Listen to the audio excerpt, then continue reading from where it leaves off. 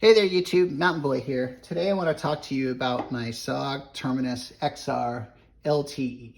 This is part of SOG's Terminus line, where they have everything from a very inexpensive metal liner G10 with a slip joint for $30-$40 all the way up to this all carbon fiber Axis lock / XR lock at $150. So quite a bit of range for very much kind of the same design ideas behind it.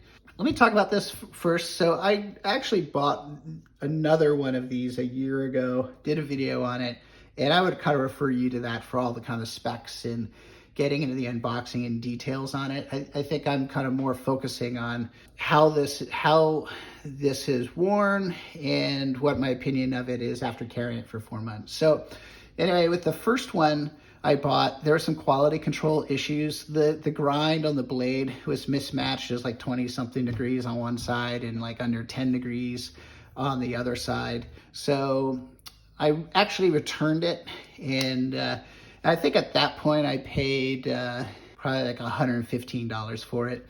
Which kind of changed my mind was I got a flash sale text from SOG.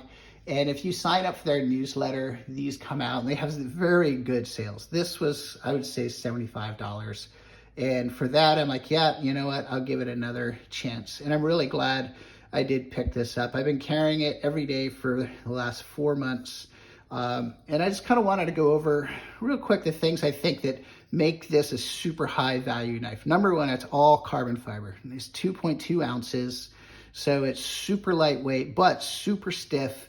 When you put it in your pocket, you forget that it's even there because of the lightweight. You compare it to something like this O knife, very similar form factor, carbon fiber liners, carbon fiber scales, metal liners, but this is almost twice the weight of this knife. When this is in my pocket, I can definitely feel it, and it's there.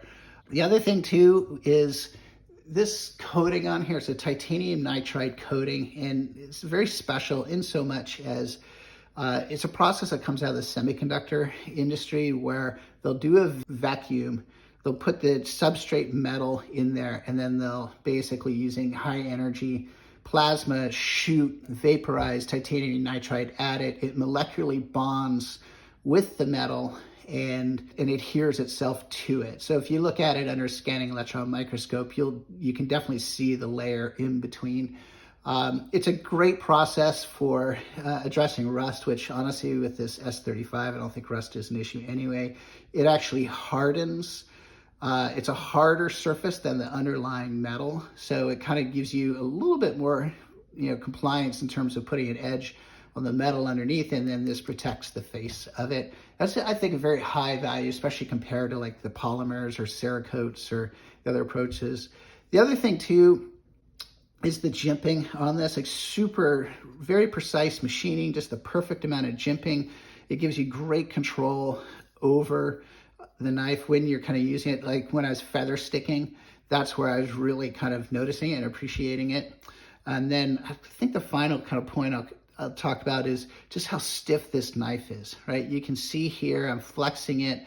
There's a touch of flex, but it fills up the hand. It's very stiff. It's very controllable, and it almost has like a little bit of a choil here, so it really fits in the hand well.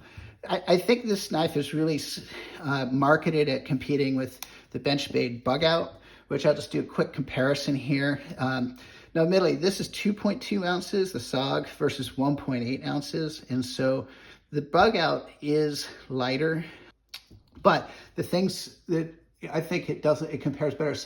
So you can see here how much flex is in the handle, and then also how thin this is. So it does kind of create a bit of a hot spot if you're really bearing down on it.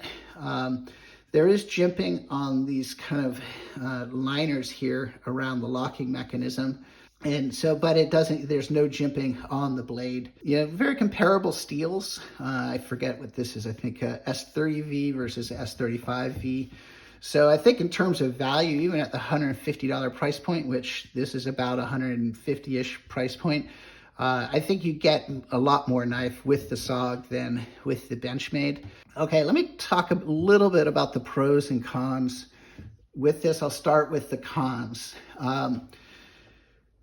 One thing I'm not a big fan of is this pocket clip. I think the pocket clip itself actually works really well. It's small and flexible, but it doesn't bend. I have the same pocket clip on this SOG Flash, and it works really well. It hasn't bent, and I've used this as kind of a construction knife, you know, where I'm up on my properties working on things. So, you know, I'm not worried about this, but what happens is it's such a deep carry when it goes in your pocket, it gets hard to get the knife out of your pocket. If it's a pair of slacks, it comes out pretty easily, but if it's like jeans or something where you got a thicker pocket, it hangs up. And so oftentimes I'll have to kind of reach down and kind of pull the knife out by its base rather than, you know, kind of pulling it out by the clip like I would with like the bug out. As far as positives on this, I think there's a couple things I think that really differentiate this from the other, what I call either Axis locks or Axis lock knockoffs, right? Everybody, ever since Benchmade's patent expired, everybody's doing an Axis lock. I think what SOG did was they took it to the next level. Not only did they kind of even change the, you know, kind of design of that, you know, so instead of just that one button, it's a ramped button. It fits very nice on the finger. I kind of like it. The other thing that's really cool, and you kind of watch this. So if you engage the Axis lock on the Benchmade, nothing happens, right? It just frees up the blade so it can swing open.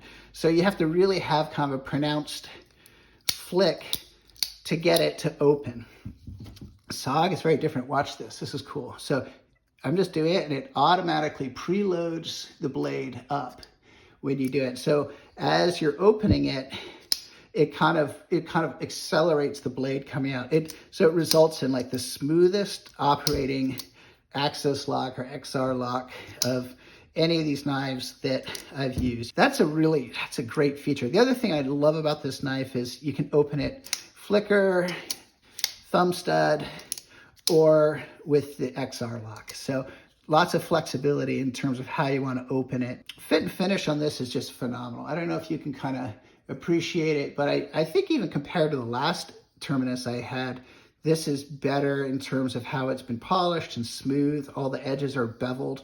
You know, it definitely feels like a lot higher value knife, like something on the comparison to the carbon fiber version of the bug out would be a great comparison. That's a $300 knife. Again, I mentioned it before, super stiff, great jimping on the top, super slicey blade. Like you can see with this, I've had it 4 months, used it for a whole variety of things.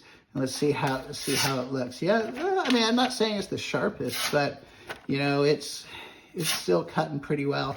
On the blade itself, there's maybe one or two nicks, like here on the belly, and then I thought there was one down here, but you know, very, very difficult to perceive. You can only kind of see it in the light when you're looking at the edge. So this blade material is holding up very well. S35, it's kind of a, you know, one of these stainless wonder metals, probably pretty hard. Probably it'd be interesting to sharpen this and just see how much effort it takes to sharpen this blade, you know, compared to a 1095 or something like that.